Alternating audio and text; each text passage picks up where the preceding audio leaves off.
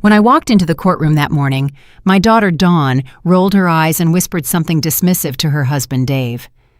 But then, something extraordinary happened. The judge looked up, froze completely, and murmured in disbelief, "It's her." The entire courtroom fell silent. None of them had any idea who I really was until that moment. That trial changed everything. My name is Maeve. I am 69 years old, and until a few months ago, I was just a regular, everyday grandma. Each morning I woke up at 6, brewed my coffee in the same chipped mug I'd used for 20 years, and looked out the window of my small kitchen as I watered the African violets my late husband loved so much. It was a simple, predictable life, full of small rituals that gave me peace. For 45 years, I was the mother who sacrificed everything for my only daughter, Dawn. I worked nights cleaning offices, sold homemade cupcakes on the weekends, and sewed clothes to make a few extra bucks. It was all so she could go to college and have the life I never had. When she married Dave, an arrogant man who never said a kind word to me, I swallowed my pride and welcomed them into my house every Sunday with a table set and my best smile. I thought that after my husband passed away, Dawn and I would grow closer. How naive I was. Instead of finding comfort in our shared company, my daughter began to see me as a burden. Her visits became obligatory and cold, her calls less frequent, and her excuses for avoiding me grew more and more creative. The greatest humiliation of my life came on a gray Thursday in October. I had prepared the chicken and dumplings she loved, the kind that took me hours to make, but always made her smile when she was a little girl. I put out my best tablecloth, the one with the embroidery I had done when she was a teenager, and even bought fresh flowers for the centerpiece. When they arrived, Dave walked into my house as if he owned it, slumped into my late husband's armchair, and turned on the television without even saying hello. Dawn wore a green dress I had bought her myself, but her expression was as cold as January ice. "Mom, we need to talk," she said in that voice she had developed since she got married, a voice that sounded like it belonged to a stranger. She sat on the edge of the chair, as if in a hurry to leave. "Dave and I have made a decision," she continued, as he sat on the sofa, his eyes glued to the screen. "This house is too big for you. You can't maintain it alone anymore. And we need a bigger place for when we have kids. We found the perfect retirement community for people your age." I felt as though the floor had opened up beneath me. This was the house where Dawn had taken her first steps, where we had celebrated every birthday, where her father had died holding my hand. Every corner held our most sacred memories. Every photograph on the wall told our story. "But Dawn, this is our home. All our memories are here," I pleaded, my voice trembling, each word breaking as it left my mouth. "Memories are in the heart, Mom, not on the walls," she replied with a coldness that chilled me to the bone. "Besides, the community has activities for people like you. You'll be better off there. You'll have company your own age." Dave smiled with satisfaction as he began to measure the rooms with his eyes, as if he were already the owner. "It's for the best, Mrs. Maeve," he added with that fake smile I hated so much. "We'll take care of all the paperwork. Don't you worry about a thing." My heart shattered into 1,000 pieces. My own daughter, the child for whom I had sacrificed my youth, my health, and my dreams, was throwing me out of my own house to give my home to that despicable man. Tears threatened to fall, but I swallowed them back. I wouldn't give them the pleasure of seeing me cry. "I need time to think," I murmured, with what little dignity I had left. "There's not much to think about, Mom," Dawn replied, standing up. "It's already decided. They're coming to appraise the house next week." And with that, they left.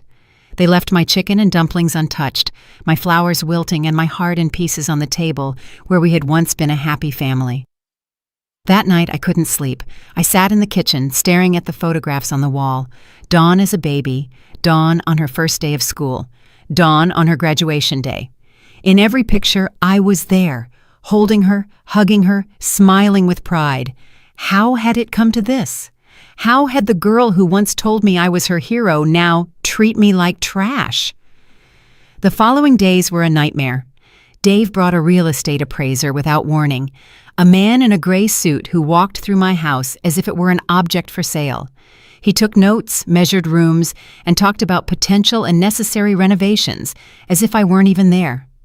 Dawn accompanied him, nodding at every disparaging comment about my home. "The pipes are old," the appraiser said, "and these kitchen tiles are dated. You'd have to change everything." My husband had put in those tiles with his own hands when Dawn was 10 years old. Each one represented hours of work, love, and hope for our future. But to them, they were just obstacles to their new life. The humiliation reached its lowest point when Dawn brought home brochures for the retirement community. "Look, Mom, it has beautiful gardens, and they have bingo on Tuesdays," she said, in that fake voice she used when she wanted to convince me of something. "Plus, there's a nurse on duty 24/7. You'll be safer." Safer. I had lived in this house for 30 years without a single problem. I knew all my neighbors, I had my routines, my plants, my memories. But to Dawn, none of that mattered. All that mattered was that I get out of her way. The day I least expected it, they arrived with papers. Dave walked in like he was the owner, followed by Dawn and a man who introduced himself as a lawyer. "Mrs. Maeve, we have all the documents prepared for the transfer of the property. We just need your signature." "Transfer?" I asked, confused. "I thought you were going to sell the house." Dawn avoided my gaze. "Well, Dave and I decided to keep it. It's better for the family to hold on to properties." That's when I understood everything. It wasn't just that they wanted me out. They wanted to take ownership of my house, the legacy my husband and I had built with so much effort. It was a robbery disguised as filial concern. "I'm not signing anything," I said with the firmest voice I could muster. Dave stood up abruptly. His face completely changed, revealing the aggression he had always kept hidden when my husband was alive. "Ma'am, you're no longer in a condition to make decisions. Dawn is your only heir, and she is acting in your best interest." "This is my house," I yelled, surprising myself with my own strength. "And I'm not leaving." "Mom, don't make this harder," Dawn murmured, finally showing some discomfort. "You know you can't keep living alone. Last week you forgot to turn off the gas stove." It was a lie. I had never forgotten to turn off the gas. But Dave smiled as if he had just found the perfect excuse. "Come on, Dawn. Your mother isn't well. It's dangerous to leave her alone." The lawyer cleared his throat. "Ma'am, if you don't sign voluntarily, we might have to explore other legal options. A mental incapacity proceeding, for instance." I felt the world closing in on me. My own daughter was willing to have me declared incompetent to steal my house. The man I had accepted as a son-in-law was threatening me in my own living room. And I, a 69-year-old woman, was completely alone against them. "I need time," I muttered, defeated. "You have 1 week," Dave said coldly. "Then we'll do what we have to do." When they left, I collapsed into my husband's armchair and cried as I hadn't since his funeral. I cried for the daughter I had lost, for the home they were taking from me, for the life that was crumbling around me. I felt betrayed, humiliated, completely defenseless. That night, for the first time in my life, I considered giving up. Maybe they were right. Maybe I was too old, too weak, too useless to fight. Maybe it was best to accept my fate and disappear quietly just as they wanted. But then, something inside me refused to die. A small flame of dignity that still burned in my chest. I wasn't going to let them trample all over me without a fight, not after a lifetime of sacrifice and devotion. The next day, Dawn came back alone. For a moment, my heart filled with hope. Maybe she had reconsidered.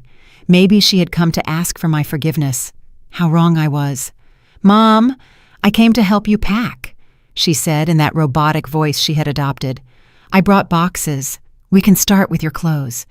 I stared at her, searching for any trace of the girl I had raised, but I only found a stranger, cold and calculating.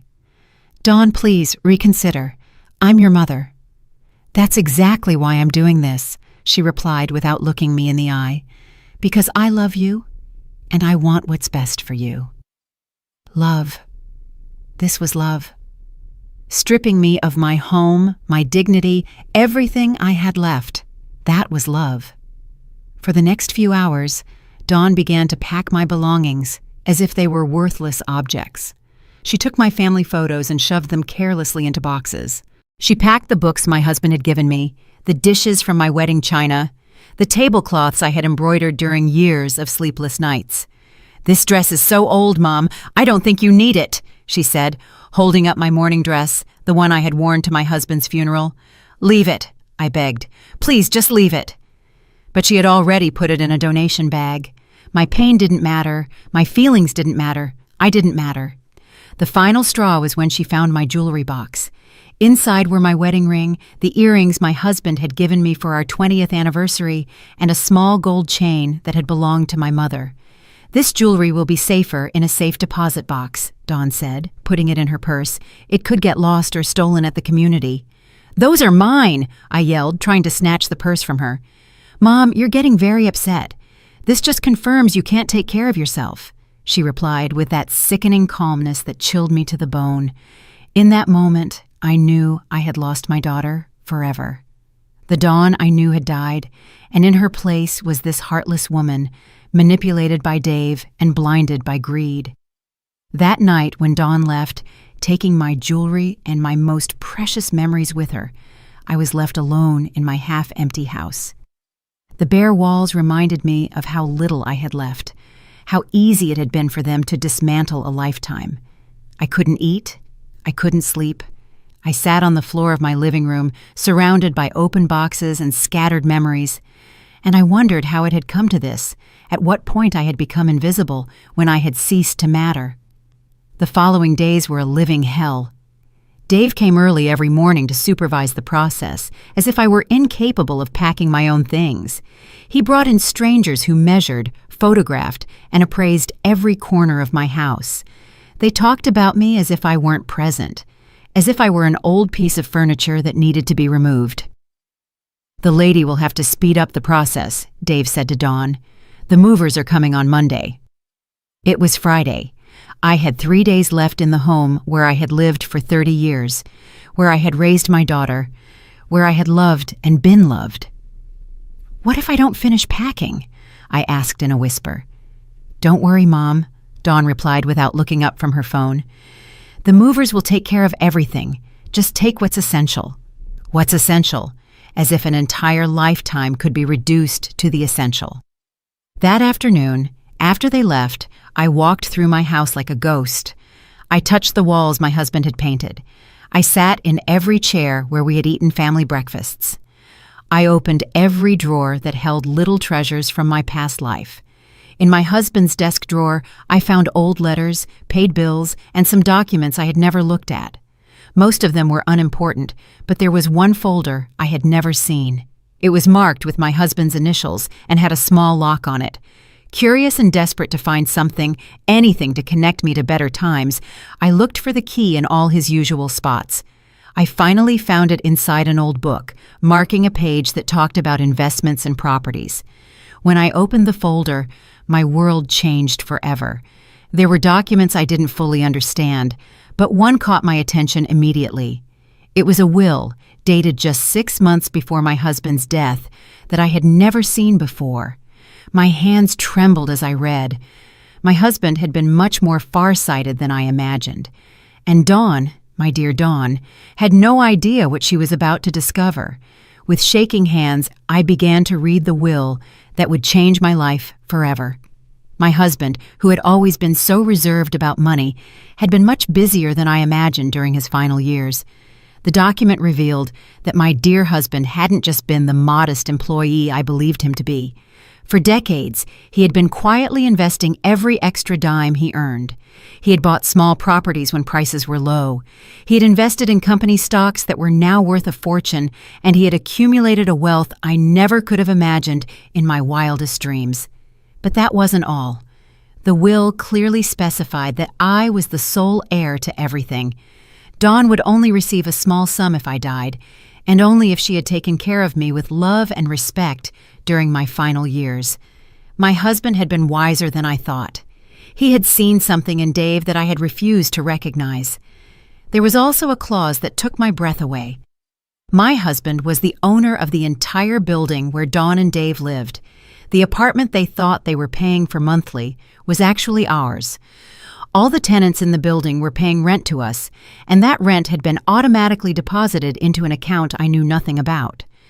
With trembling fingers, I searched through the papers until I found the bank statements. The amount was astronomical. For 2 years, since my husband's death, I had been living as a poor widow while a fortune was accumulating in the bank. There were more surprises. My husband owned shares in the company where Dave worked. Not just minor shares, but a significant enough stake that he could practically influence the company's decisions. There were also investments in restaurants, small businesses, and even a large piece of land on the outskirts of the city that was now worth millions. I read and reread every document, every contract, every certificate. Everything was there, perfectly organized and legal. My husband had built a silent empire, and I was its empress without even knowing it. But what impacted me most was a personal letter I found at the end of the folder. It was in my husband's own handwriting, addressed to me. "My dearest Maeve," the letter said, "if you are reading this, it means I am no longer with you, and you have found this treasure I kept for you. Forgive me for not telling you while I was alive, but I wanted it to be a surprise for your golden years. You always worked so hard, you always sacrificed so much for Dawn and me, that I wanted to make sure you would never want for anything." Tears began to roll down my cheeks as I continued reading. I must also confess something. I never completely trusted Dave. There's something about him I don't like, an ambition that worries me. That's why I structured everything this way. If Dawn takes care of you and respects you as you deserve, she will have a comfortable life. But if she ever treats you badly or tries to take advantage of you, you have all the power to protect yourself. My husband had foreseen exactly what was happening. He had seen right through Dave from the beginning and had prepared my defense before he died. Use this power wisely, my love. Not to hurt, but to protect yourself and to teach. Deep down, Dawn is a good person. She's just confused. But if you need to defend yourself, you now have the tools to do it. Signed, your husband who loves you for all eternity. I sat on the floor of my living room, surrounded by documents worth millions, crying for the wise man I had lost and for the daughter I was about to lose. But for the first time in months, they weren't tears of defeat. They were tears of gratitude, of hope, and yes, also of silent satisfaction. Dawn and Dave thought they were stripping me of everything. They had no idea that I owned the building where they lived, the shares of the company where he worked, and properties all over the city. They thought they were throwing me out of my house to take it for themselves, not knowing that this house was the least valuable thing I owned. That night, I didn't sleep, but for the first time in weeks, it wasn't because of sadness. It was because my mind was working, planning, calculating. My husband had given me more than money. He had given me power, and now I had to decide how to use it. Monday morning arrived with a light rain tapping against the windows. Dawn and Dave showed up early with the movers, expecting to find me packed and ready to leave. Instead, they found me sitting calmly in my favorite armchair, sipping tea as if it were any other day. "Mom, what are you doing? The movers are already here," Dawn said with that impatience she had developed. "I'm not leaving anymore," I replied, with a calmness that surprised even me. Dave came closer with that threatening smile I knew so well. "Mrs. Maeve, we already talked about this. You don't have a choice." I looked him straight in the eyes for the first time in years. "You're right, Dave. I don't have a choice. But it turns out you don't either." Something in my tone must have alerted them, because Dawn came closer with a worried expression. "What are you talking about, Mom?" "I'm talking about the fact that I just discovered something very interesting about my financial situation," I said, taking another sip of tea. "But don't worry, you'll understand everything soon." Dave and Dawn looked at me with that expression they reserved for when they thought I was talking nonsense. But I was no longer the same scared woman from the week before. I had a plan, and most importantly, I had the power to execute it. "Mom, enough with the games," Dawn said with irritation. "The movers are waiting, and they have other jobs after ours." Then they can leave, I replied calmly, because they're not moving a single thing here. Dave stood up abruptly. Ma'am, I don't think you understand the situation. You no longer have a choice in this matter. On the contrary, Dave, I think it's you who doesn't understand the situation. I slowly got up from my chair and walked to the desk where I had left some of the documents I had found. Not all of them, just a few that I needed for this conversation. Did you know that your apartment, the one you've been living in for 3 years, has never been paid to the real owner? Dawn frowned. What are you talking about? We pay it religiously every month. Yes, but you pay it to a property management company that in turn deposits the money to me, because I own the entire building. The silence that followed was deafening. Dave was the first to react with a nervous laugh. That's impossible. You live on a measly pension. I lived on a pension because I chose to, I replied, enjoying every second of their confusion. My husband was much smarter than any of us imagined. I showed them one of the property deeds. Dawn took it with trembling hands and read it 1, 2, 3 times. This can't be real, she murmured. It's as real as the fact that you were throwing me out of my own house to take it for yourselves. But it turns out, this house is the least valuable thing I own. Dave snatched the document from Dawn's hands. His face turned pale as he read, This has to be fake, a forged document. You can verify it whenever you like, I said, with a smile I hadn't felt in months. In fact, I encourage you to do so. Dawn collapsed onto the sofa as if her legs had been cut out from under her. Why didn't you ever tell us anything? Because I didn't know myself until 3 days ago. Your father kept this secret to protect me. What a visionary he was. Dave began to pace the room in circles, clearly agitated. This changes everything, Dawn. If your mother really owns the building, it means she can evict you whenever she wants. Along with all the other tenants who have been paying me on time for 2 years. I completed the sentence for him. You can't do that, Dawn said, her voice cracking. We're family. Family. The word came out of my mouth with more bitterness than I intended. Like when you were going to declare me mentally incompetent to steal my house. Like when you packed my memories as if they were trash. Like when you took my mother's jewelry.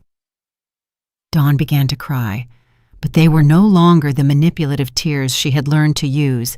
They were tears of genuine terror. Mom, please, we can fix this. It was all Dave's idea. Dawn, Dave yelled, furious that she was blaming him. It's true, she continued, ignoring him. He convinced me it was what was best for you. He said you were losing your memory, that you couldn't take care of yourself. And you believed him, I asked, feeling my heart break once more. Do you know your mother so little that you believed him over your own intuition? The movers, who had been waiting at the entrance, came closer, confused. Excuse me, are you taking the stuff or not? Because we have another job in an hour. No, I replied firmly. Nothing is being moved here. You can go. Dave came closer to me with that aggression he had always kept hidden. This isn't over, old lady. We're going to challenge those documents. We're going to prove they're fake. Go right ahead, I said, unfazed. In the meantime, I hope you have enough money saved to find somewhere else to live, because on the first day of next month, you're going to receive an eviction notice. You can't do this to us, Dave yelled, completely losing his composure. I can and I will, but don't worry, I'll be fair. I'll give you the 30 days that the law allows. Dawn stood up abruptly from the sofa. Mom, please, you have to understand. Dave told me that if I didn't convince you to move, he would leave me. He said he couldn't stand living knowing you were here alone, being a danger to yourself. And that justifies everything you did to me? I asked. It justifies treating me like trash, packing my memories without care, taking your grandmother's jewelry? I'll give it back to you right now, Dawn said, desperately searching through her purse. It's too late for that, Dawn. Dave came closer again, but this time his attitude was different. He was no longer threatening, but almost pleading. Mrs. Maeve, we can come to an agreement. Dawn is pregnant. Are you really going to throw your grandchild out on the street? I felt as if I had been punched in the stomach. Dawn was pregnant, and she hadn't told me. I was going to be a grandmother, and I found out as a piece of blackmail. Is it true? I asked Dawn. She nodded through her tears. I wanted to tell you a different way. I wanted it to be a special surprise. Like the surprise of throwing me out of my house? I replied, even though I felt my resolve beginning to waver. But then I remembered my husband's words in his letter, not to hurt, but to protect yourself and to teach. Dawn needed to learn, and her son or daughter deserved to grow up with different values than the ones Dave was teaching. The news of the pregnancy disarmed me for a moment, but then I remembered all the pain they had caused me. A baby didn't erase the humiliation, the contempt, or the months of suffering they had put me through.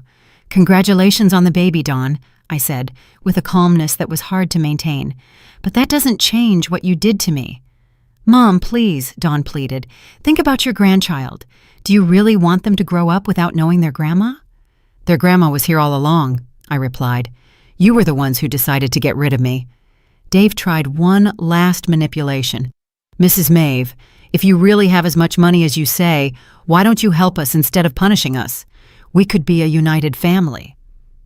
I looked at him with the contempt he deserved. A united family? Like when you threatened to have me declared mentally incompetent? Like when you turned my daughter against me? I never— Quiet, Dave, I interrupted him with an authority I didn't know I possessed. I have heard enough of your lies. The movers had left, leaving us alone in the tension that filled the entire house. Dawn cried silently. Dave paced like a caged animal, and I felt strangely calm for the first time in months. Here's what's going to happen, I announced. You have 30 days to find somewhere else to live. During that time, I don't want to see you around here unless it's a real emergency. And after that? Dawn asked, her voice broken. After that, we'll see if you've learned anything about respect and family. Dave exploded. This is emotional blackmail. You're using your money to manipulate us. Manipulation? The word made me laugh bitterly. Like when you used my supposed mental incompetence to manipulate me? Like when you used my mother's love to blackmail me? It's different, Dave murmured, but he didn't even sound convincing to himself anymore. You're right, I admitted. It is different, because I actually have the power I'm using. Dawn got up from the sofa with slow movements. Is there anything we can do to make you change your mind? Yes, I replied without hesitation. But I don't think Dave is willing to do it. What is it? She asked, clinging to that hope. I want an apology, a real, sincere apology, for every humiliation you put me through. I want you to admit that you treated me like trash, and I want Dave to admit that this was all his idea. Dave's face turned red with anger. I'm never going to humiliate myself in front of you. Then get ready to move, I said simply. Dawn looked at him pleadingly. Dave, please, she's my mother. She's your mother-in-law. We can swallow our pride for our child. No, he yelled. I'm not going to bow down to this manipulative old woman.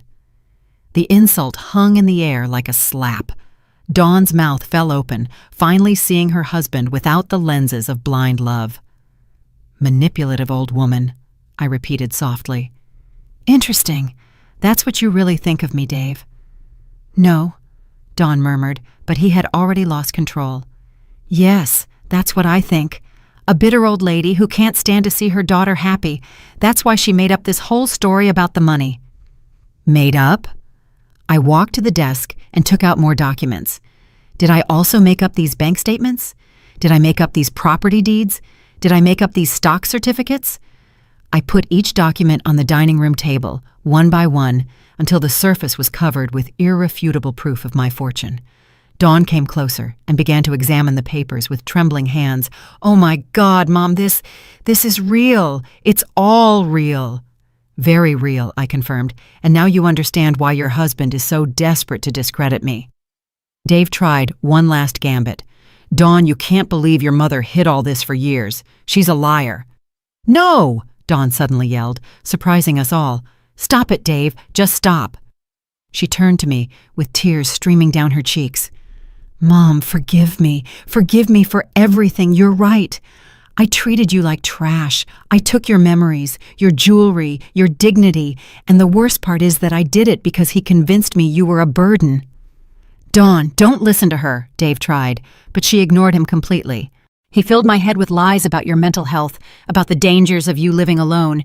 He made me feel guilty for leaving you here when all you wanted was to be in your home."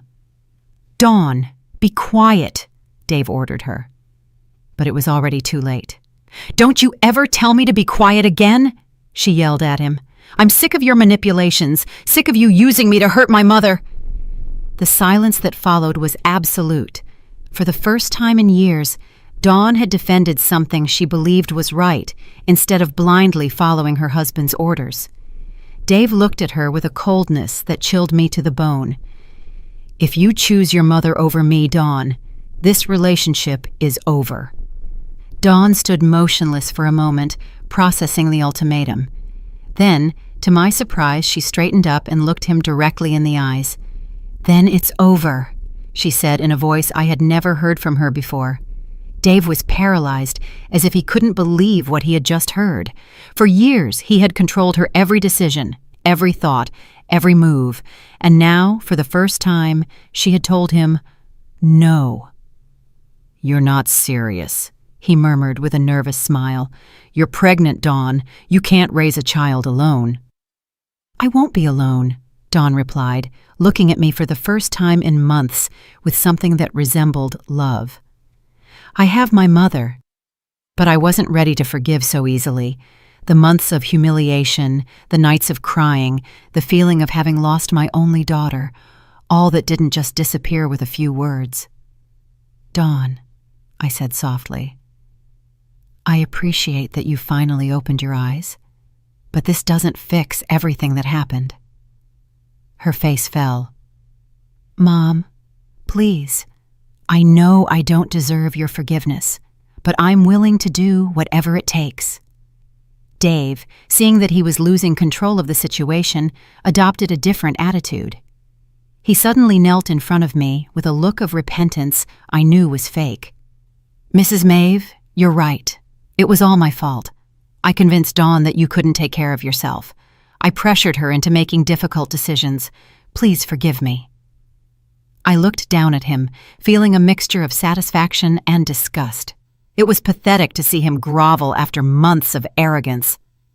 "You're asking for forgiveness now, Dave, when you discover that I'm not the poor, helpless old woman you thought I was?" "I was terribly wrong," he continued with that performance I also knew. "Let me make it up to you. We can be a happy family." "A happy family," I repeated. "Like when you threatened to have me declared mentally incompetent? That was a mistake. Like when you called me a manipulative old woman 5 minutes ago?" Dave swallowed hard, realizing that every word he had said was being used against him. I was upset. I didn't know what I was saying. "No," I said firmly. "You knew exactly what you were saying. You were showing your true face for the first time." I turned to Dawn, who was watching the scene with a look of shame and pain. "And you, Dawn, for months you treated me like a nuisance. Do you think an apology erases all that?" "No," she admitted, her voice cracking. "I know I can't erase what I did, but I can try to make things right." "How?" Dawn looked at Dave, who was still kneeling on the floor with a pleading expression. Then she looked at me. "By leaving him," she said finally. "By leaving this man who convinced me to betray the only person who has ever loved me unconditionally." Dave stood up abruptly. "You can't be serious. You're having my child." "I am having my child," Dawn replied with a determination that filled me with pride despite everything. "A child I don't want to grow up watching his father manipulate and mistreat his grandmother." "Dawn, you're making the biggest mistake of your life," Dave threatened. "The biggest mistake of my life was marrying you," she retorted. Dave looked at both of us with pure hatred. "This isn't over. I'm going to fight for custody of my child. I'm going to prove that both of you are crazy." "What money are you going to fight with?" I asked calmly. "Because tomorrow morning, I'm going to talk to your boss. Did you know I own enough shares in your company to influence personnel decisions? Dave's face turned completely pale. You wouldn't dare. After all you've done to me. Of course I would. That's an abuse of power, he muttered. Like when you abused my mother's love to manipulate me. Like when you abused Dawn's trust to turn her against me. Dave headed for the door, but stopped before leaving. This doesn't end here, he said, his voice full of venom. I'm going to destroy both of you. Go ahead and try, I replied, unfazed. But do it from somewhere else, because you have exactly 1 hour to get your things out of my building. 1 hour? You said we had 30 days. That was when Dawn was with you. Now that she's on her own, there's no reason for you to keep living on my property. Dave slammed the door behind him, making the whole house tremble. Dawn and I were left alone for the first time in months, surrounded by a heavy silence and documents that proved a reality that was still hard to process. Mom, Dawn murmured after a long while, can you ever forgive me? I looked at her, this 30-year-old woman who had just discovered she had been living a lie, who had betrayed her mother for a man who was worthless, who was pregnant and alone. I don't know, Dawn, I replied honestly. You hurt me a lot. I know, she whispered, and I'm going to spend the rest of my life trying to make it up to you. Starting with what? Starting with giving you back your mother's jewelry, she said, pulling out the small bag she had taken days before, and by asking if I can stay here tonight. I have nowhere else to go. I looked at the bag with my mother's jewelry. Then I looked at my pregnant and alone daughter, and I felt my heart soften just a little. One night, I said finally. But tomorrow we start talking about how you're going to earn my trust back. Dawn nodded, tears of gratitude running down her cheeks. Thank you, Mom. I promise I'm going to make things right. But I knew that promises were easy to make and hard to keep. The real test would come in the days that followed.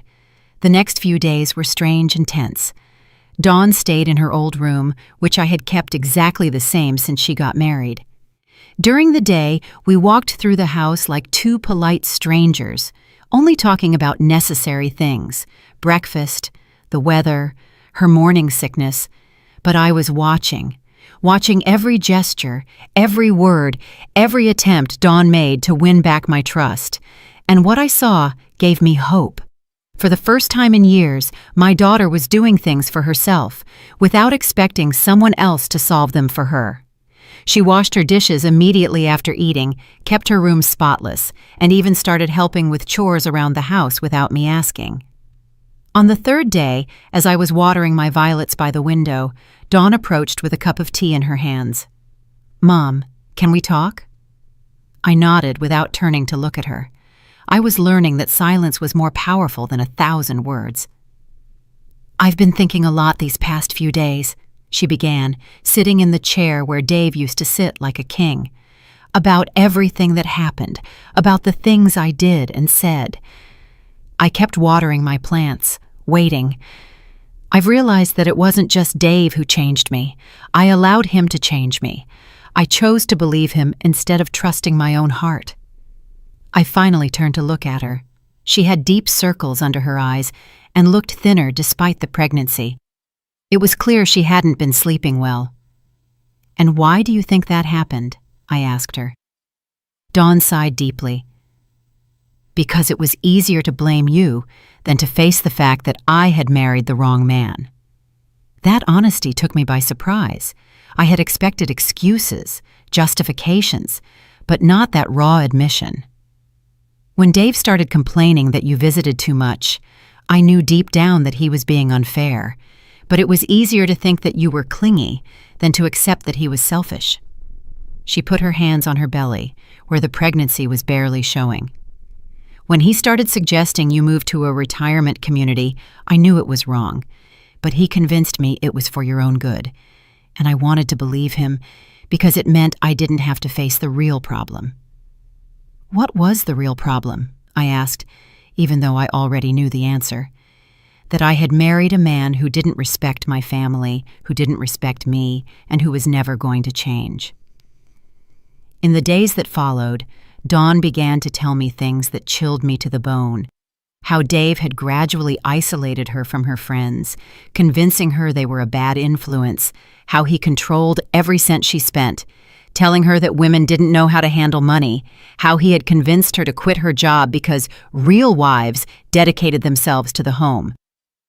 "And you never thought to talk to me about this?" I asked her one afternoon. "Dave told me you wouldn't understand, that you were from another generation. He convinced me that if I told you our problems, you would tell me to leave him, and he didn't want any outside interference in our marriage." Each revelation hurt more than the last. My daughter had been suffering in silence while I believed she was happy. And when she had finally tried to get closer to me, it was already too late because Dave had programmed her to see me as the enemy. 2 weeks after Dave left, Dawn received a call that left her pale as a ghost. "It's the building manager," she said, her voice trembling. "Dave is in the lobby. He says he has the right to come up because he's still my husband." "And what did you tell him?" "That I didn't want to see him, but he won't leave. He's yelling that he's going to call the police, that this is kidnapping." I got up from my chair with a calmness that surprised me. "Tell the manager to come down. I'm going to talk to him." "Mom, he's really upset. We don't know what he's capable of." "Exactly," I replied. "That's why I have to go down there." When I got to the lobby, I found Dave in a fury yelling at the poor building manager who was trembling behind his desk. "That crazy old lady has my wife kidnapped," Dave was shouting. "I want you to call the police right now." "Good afternoon, Dave," I said in a serene voice. He turned to me, his eyes bloodshot. He had obviously been drinking. "You give me back my wife right now." "Dawn is exactly where she wants to be," I replied. "And if you don't leave my property immediately, I'll be the one calling the police." "This isn't your property. You're a liar." I took out my phone and dialed my lawyer's number, putting it on speakerphone. "Attorney Victoria?" I said when she answered. "It's Maeve. I have an upset man here who refuses to leave my building. Could you confirm that I am the legal owner?" "Of course, Mrs. Maeve," my lawyer's clear voice replied. "You are the sole owner of the building located at—" Dave went silent as he listened to the legal confirmation. The manager looked at him with a mixture of fear and embarrassment, finally understanding the situation. "Anything else you need me to clarify, Dave?" I asked after hanging up. "This isn't over," he muttered, but he no longer sounded convincing. "You're right," I agreed, "because tomorrow I'll talk to your supervisor at the company, and the day after that, to the bank that gave you the loan for your car. Contacts are useful when you have enough money." Dave left without another word, but I knew he would be back. Men like him don't give up easily. 2 months later, the day of the trial arrived like a storm we had been waiting for. Dave had made good on his threat and sued us for parental alienation and financial manipulation, asking for full custody of the baby Dawn was carrying. That morning, as I was getting dressed in my best black suit, Dawn came into my room with tears in her eyes. "Mom, I'm scared," she confessed. "What if the judge believes him? What if he takes my baby away?" I hugged her for the first time in months, feeling her body tremble against mine. "That's not going to happen," I assured her. "We have the truth on our side." When we arrived at the courthouse, Dave was already there with a lawyer who had clearly cost him more than he could afford. He looked at me with that familiar hatred, but this time, it didn't intimidate me. I had something he would never have, the peace of mind of someone who knows they are on the right side. Dawn and I sat down on our bench. She wore a purple dress that highlighted her 5-month pregnancy, and I wore the earrings my husband had given me for our anniversary. We were prepared. Dave's lawyer began his argument, painting me as a vengeful woman who had used her money to destroy a happy marriage. He talked about manipulation, emotional blackmail, and a toxic mother-in-law who couldn't accept that her daughter had grown up. When it was our turn, my lawyer, Victoria, stood up elegantly and began to present the evidence. Text messages where Dave insulted Dawn, recordings where he threatened to leave her if she didn't throw me out of my own house, testimonies from neighbors who had heard his yelling and abuse. But the decisive moment came when the judge looked up and stared at me. "Mrs. Maeve Williams?" he asked in disbelief. "Yes, Your Honor," I replied, confused by his reaction. The judge took off his glasses and studied me carefully. "Did you work at the family court 30 years ago?" My heart stopped. "Yes, Your Honor. I was a secretary for Judge Miller. You helped me when I was an intern. You taught me how to organize files. You brought me coffee when I worked late. You were always kind to me when everyone else treated me like I was invisible." The entire courtroom fell silent. Dawn looked at me in amazement. Dave turned pale, and I felt as if the world had stopped. "Your Honor, I am Judge David Morales," the judge continued. "Do you remember me?" And then I saw it. Under the gray hair, the wrinkles, and the authority was the shy young man who had worked in my office decades ago, the boy I had defended when other lawyers made fun of him, the one I had encouraged when he doubted his abilities. "David," I murmured, feeling my eyes fill with tears. "Of course I remember you." The judge smiled, and for a moment he was that insecure young man again, looking for approval. "I never forgot your kindness, Mrs. Maeve. You told me that one day I would be a great judge when even I didn't believe it." Dave and his lawyer exchanged panicked glances. They knew they had lost before they even began. "Your Honor," Dave's lawyer interjected, "I believe this constitutes a conflict of interest." "There is no conflict," Judge Morales replied firmly. "There is only justice. And after reviewing all the evidence presented, it is clear that Mr. Dave Foster has been the only manipulator in this story." The verdict was resounding. Dave lost all his rights to the baby and was prohibited from approaching Dawn and me. He also had to pay the legal costs and a settlement for emotional damages. When we left the courthouse, Dawn hugged me as she hadn't since she was a child. "Mom, how is it possible that the judge knew you?" "Life goes in circles, honey," I replied, "and kindness always comes back to you when you least expect it." 6 months later, when my granddaughter Serenity was born, I understood that everything had been worth it. Dawn had regained her essence.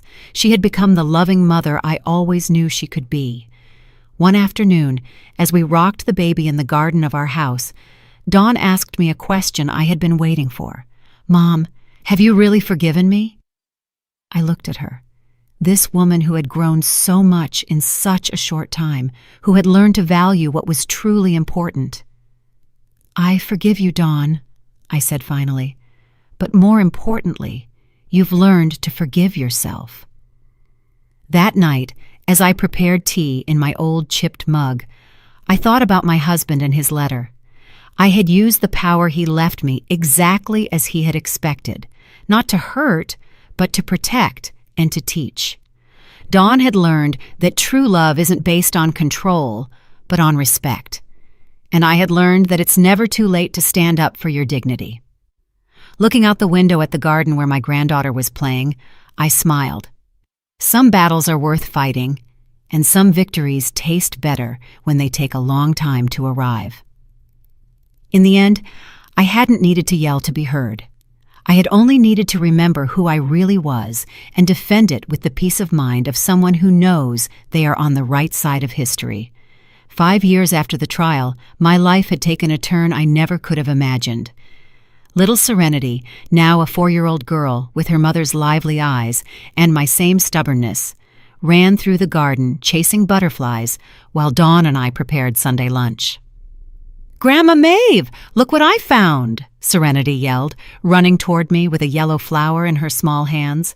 "It's beautiful, my love," I said, lifting her up to give her a kiss. "Should we put it in the vase with the others?" Dawn smiled at me from the kitchen. In these years, she had bloomed in an extraordinary way. She had gone back to school and was now working as an accountant at a small but prosperous firm. And most of all, she had regained that spontaneous laugh I remembered from her childhood. "Mom, a letter came for you," she said, handing me an elegant envelope. It was from the foundation I had established 2 years ago with part of my husband's inheritance.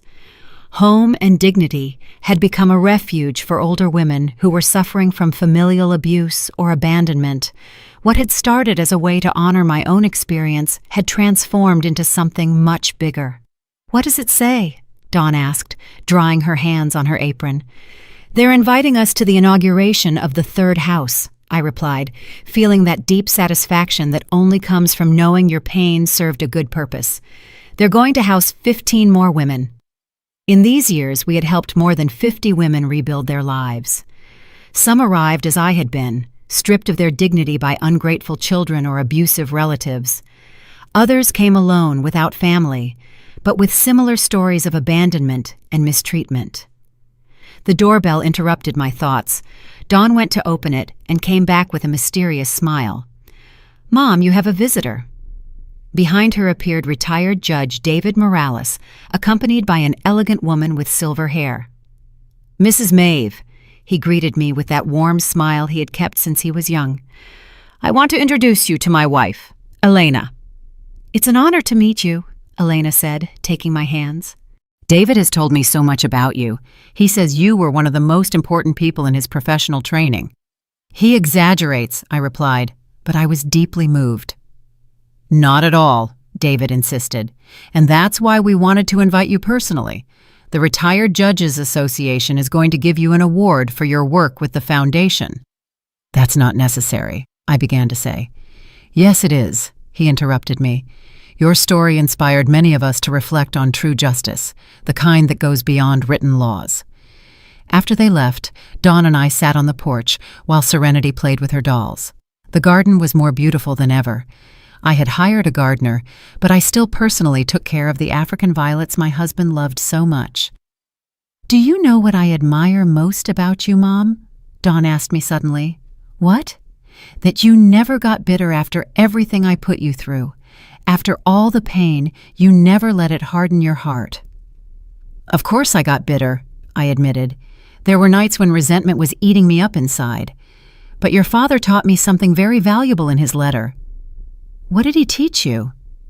"That true power doesn't come from revenge, but from the ability to transform pain into something useful for others." Dawn nodded, understanding. She had experienced that transformation herself. She now volunteered at the foundation, using her own experience to advise young women who had fallen into toxic relationships. "Did you ever find out what happened to Dave?" she asked. "My lawyer, Victoria, told me he moved to another city. It seems he got married again." I paused, choosing my words carefully. "I hope he learned something from all this, but honestly, it's no longer my concern." "You're not even curious?" "No," I replied honestly. "I learned that some people only come into your life to teach you lessons. Once you've learned the lesson, you can let them go." Serenity came running with her cheeks rosy from playing. "Grandma, will you tell me the story of the brave grandma?" It was her favorite story, a version adapted for children of what had happened. In my version, the grandma discovered she had magical powers and used them to protect her family from a big, bad dragon. "Again?" I pretended to complain, but I was already lifting her up to sit her on my lap. "Yes, and don't forget the part where the good judge helps her." As I told the story for the umpteenth time, I thought about how strange destiny was. I had needed to lose everything to discover what I truly had. I had to hit rock bottom to find my real strength. "And happily ever after?" Serenity asked when I finished. "Happily ever after," I concluded. "The brave grandma found her happy ending." "You found your happy ending, Grandma," Serenity said. I looked around. Dawn was setting the table for dinner. The garden was blooming. My beautiful granddaughter was in my arms, and the letter from the foundation promised to help even more women. "Yes, my love," I replied. I did. That night, after putting Serenity to bed, I sat in my favorite armchair with a cup of tea and the letters that arrived weekly from the women we had helped. An elderly woman, 75 years old, thanked me for giving her the courage to face her abusive son. A 60-year-old woman told me she had gotten her house back after her grandchildren had tried to swindle her. Every letter was a confirmation that my experience had served a purpose bigger than my own pain. Dawn sat next to me with her own cup of tea. "What are you thinking about, Mom?" "About your father," I admitted. "How proud he would be of what we've built." "I'm sure he's watching us," Dawn murmured. "And about you," I continued. "How proud I am of the woman you've become." "I learned from the best," she replied, taking my hand. We sat in silence, enjoying the tranquility of the night. In the distance, the soft noise of the city could be heard. But here, in our garden, peace reigned. "I love you, Mom," Dawn whispered. "And I love you, honey," I replied. "I've always loved you, even in the darkest moments." And it was true. A mother's love transcends hurts, disappointments, betrayals. It's stronger than pride, more enduring than resentment, more powerful than any fortune. That night, I slept soundly, without nightmares, without worries. I had found something worth more than all the money in the world, the peace of knowing that I had used my second chance wisely. In the end, it wasn't about how much money I had or how much power I had exercised. It was about transforming my pain into purpose, my humiliation into strength, and my experience into wisdom for others. I had learned the most important lesson of all, that it is never too late to stand up for yourself, never too late to change your story, and never too late to find your true worth.